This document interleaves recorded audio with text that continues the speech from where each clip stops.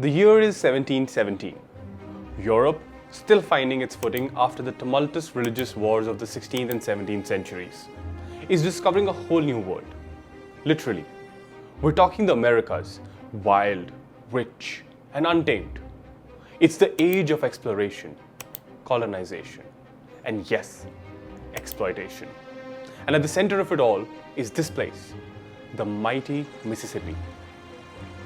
This story is about the rise and fall of one of the biggest economic bubbles in history. And no, it's not Bitcoin. It's something called the Mississippi Company.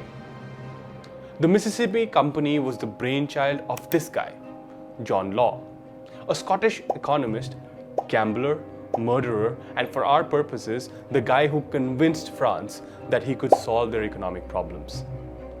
This is Louis d'Or, French gold coin from the early 18th century.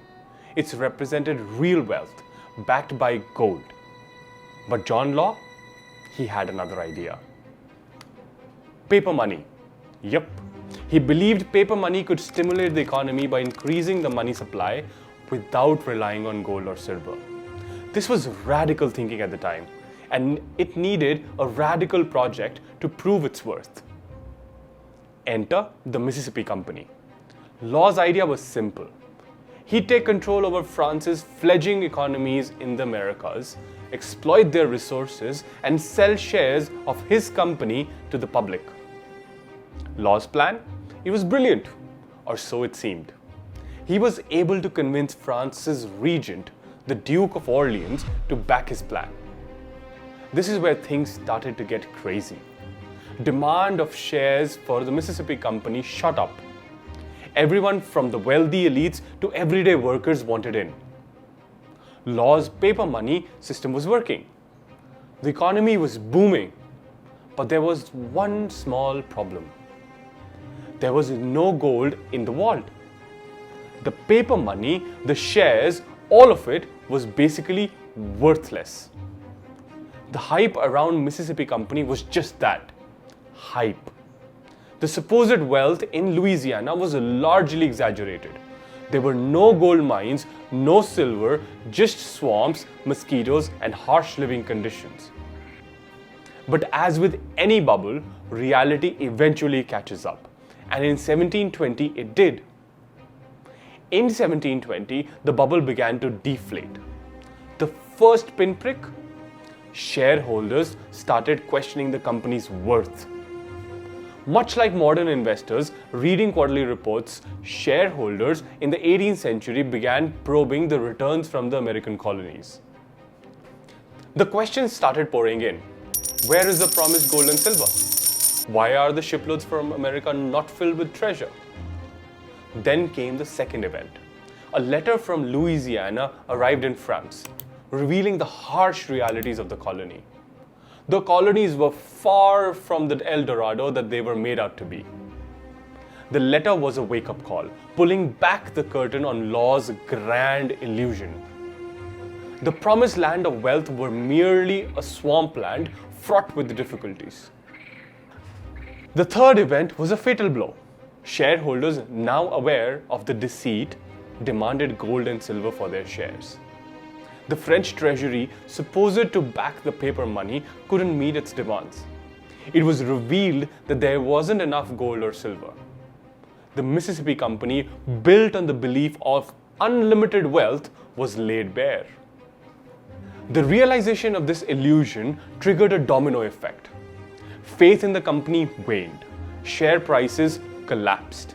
Panic ensued, and the Mississippi bubble had burst. John Law, once a respected figure, now the architect of this disaster, had to flee France. He died a decade later in Venice, destitute. But here's the thing. While Law's Mississippi Company was a failure, his idea of a paper money economy was not. Paper money, credit, these are things that we take granted today. They are fundamental to our global economy. And we have John Law to thank or blame, depending on how you look at it. The story of Mississippi Company is a reminder of the dangers of speculation, of hype, and the importance of having something real to back up our wealth. To understand this in the context of our modern world, let's look at a few examples. First off, let's talk about the dot-com bubble of the late 1990s. Startups with nothing more than .com in their name were attracting massive investments, often without a sound business model or any profit. When the reality hit and the market realized these companies were overvalued, the bubble burst. A more recent example is cryptocurrency. The promise of a decentralized digital currency has attracted many, leading to huge price surges. But the lack of intrinsic value and volatility has led to drastic falls and even some people losing their entire investments. We can also take a look at the housing bubble of 2008. The hype around real estate, the overvaluation and the risky lending practices led to a housing bubble. And when it burst, it triggered a global financial crisis. Now, what connects these modern examples to the Mississippi Company of the 18th century? It's the disconnect between perceived value and real value. With the dot-com bubble, it was the assumption that every internet company would become profitable.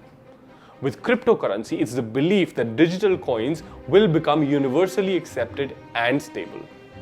And with the housing bubble, it was the belief that house prices would continue to rise indefinitely.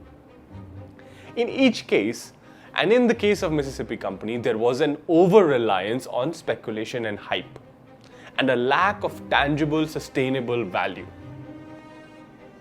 As we navigate the complexities of our modern economy, the lessons of the Mississippi Company echo through time, reminding us to balance the thrill of speculation with the sober assessment of real, tangible value.